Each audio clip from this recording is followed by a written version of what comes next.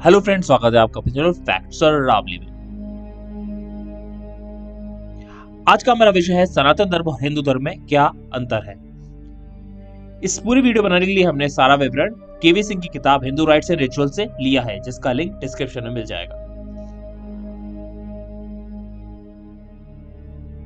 हमसे ज्यादातर लोगों को सनातन धर्म और हिंदू धर्म में कोई अंतर मानना मुश्किल लग सकता है, फिर भी दोनों में अंतर है। ऐसा इसलिए है क्योंकि हिंदू धर्म और सनातन धर्म का ही आज का नाम है, जो इस देश का मूल धर्म था। सनातन धर्म आर्यों के उस वैदिक काल को संदर्भित करता है जब देश में पहला संगठित समाज बना था। समाज के हर सदस्य के अधिकार और जिम्मेदारियां तय की गई थी, विकसित की गई थी और उनका पालन करने की अपेक्षा भी की गई थी। सभी के लिए जीवन का एक अंतिम लक्ष्य और उद्देश्य निर्धारित किया गया था। आत्म साक्षात्कार, स्वयं का ज्ञान और सर्वशक्तिमान की सर्वोच्चता को स्वीकार करना भी सभी का लक्ष्य था। इस तरह विकसित सामाजिक व्यवस्था को उनके जीवन के लिए जाने जाने वाले व्यवसाय के अनुसार अलग अलग वर्गों में विभाजित किया गया था। वेद मौजूद थे, लेकिन तब वे अलिखित थे और एक पीढ़ी से दूसरी पीढ़ी को मौखिक रूप से दिए जाते थे। सनातन धर्म की स्थापना किसी एक ने नहीं बल्कि कई लोगों ने की थी। यह गतिशील, सहिष्णुता और स्वीकृति का धर्म था। उस समय ब्रह्मा, विष्णु, महेश की त्रिमूर्ति अस्तित्व नहीं था।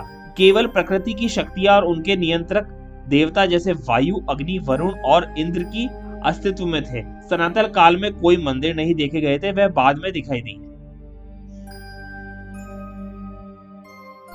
सनातन काल में मनुष्य प्रकृति के सबसे निकट था। मूल तत्व यानी पंचभूत एक दूसरे के साथ पूर्ण सामंजस्य में थे। ऋतुएं एक दूसरे में सटीकता में बदलती थी।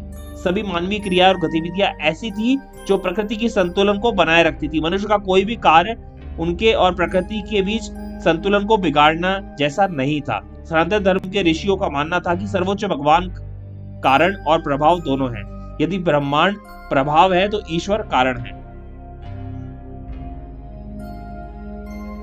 सनातन काल में बोले गए शब्दों की शक्ति बहुत अधिक थी। स्पष्ट अनुभूति और गहन एकाग्रता के साथ बोले गए मानवीय शब्द आशीर्वाद और श्राप की शक्ति के रूप में सच होते थे। सनातन धर्म वेदों पर आधारित है, जो सीधे ऋषियों और मुनियों को बताए गए थे, जिन्होंने ब्रह्मांड के सभी पहलुओं और रहस्यों पर विचार किया। इस प्रकार उन्होंने जो ज्ञान प्राप्त किया उसे समाज के लाभ के लिए मौखिक रूप से सौंप दिया।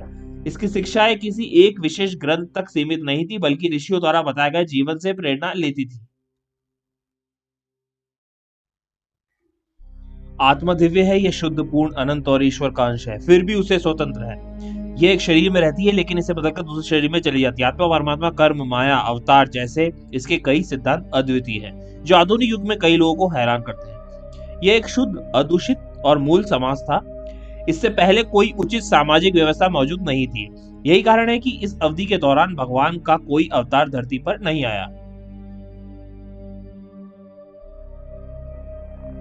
आर्यों ने उस समय जिस धर्म का पालन किया उसका नाम सनातन था, जिसका अर्थ है शाश्वत और सबसे पुराना। हिंदू नाम भारत के लोगों के लिए मूल शब्द नहीं था, क्योंकि यह नाम फारसियों द्वारा सिंधु नदी के पार रहने वाले आर्यों के लिए दिया गया था, क्योंकि जिस भूमि पर वह रहते थे उसे उन्होंने हिंद कहा था।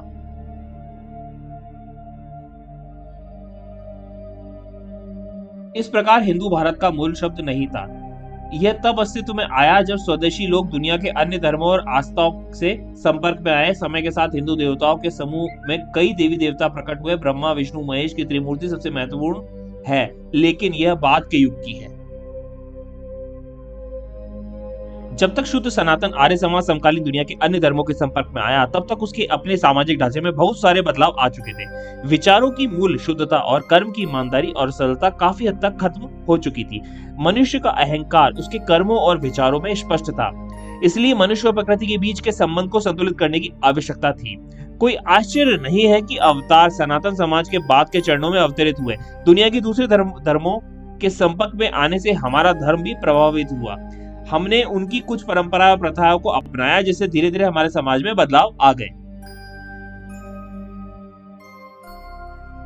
हमारे सामाजिक ढांचे में जो बदलाव आए वे हमारे समाज का अभिन्न अंग बन गए। ये पहचानना मुश्किल है कि कौन सी प्रथा और परंपरा विदेशी और कौन सी शुद्ध आर्य है।